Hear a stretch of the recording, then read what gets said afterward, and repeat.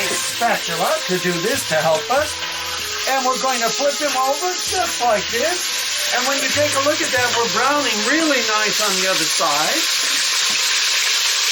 Now we put the fat side down. Now we'll add some pepper again. Pepper. And some salt. So now we're getting it good and browned here. Before we put the vegetables, a nice spatula to do this to help us. And we're going to flip them over just like this. And when you take a look at that, we're browning really nice on the other side. Now we put the fat side down. Now we'll add some pepper again. Pepper. And some salt. So now we're getting it good and browned here. Before we put the vegetables in the broth, and a little Dijon mustard, and some Worcestershire sauce, okay? And we're gonna do that, and then throw in a couple of bay leaves with our tomato sauce and that. So let's get this side brown. And as it's browning, you know, I do a lot of slow cooking. And slow cooking, I found, if you don't want to fire up your big oven, slow cooking does the same thing, so you don't use a Dutch oven, you use your slow cooker. This is a Breville slow cooker.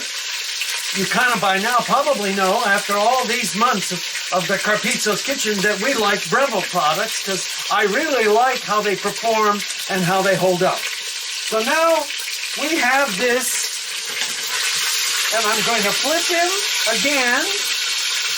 He's brown nice, and I'm going to flip him over like this. And we're going to start to add some things into the pot. Okay, so here we go.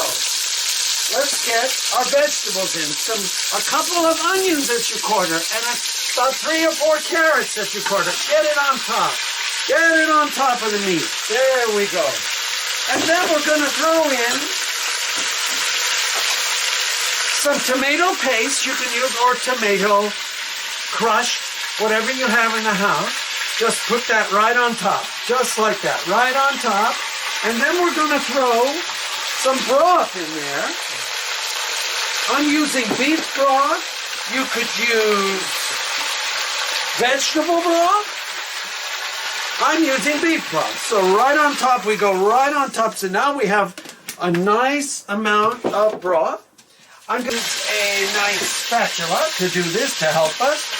And we're going to flip them over just like this. And when you take a look at that, we're browning really nice on the other side.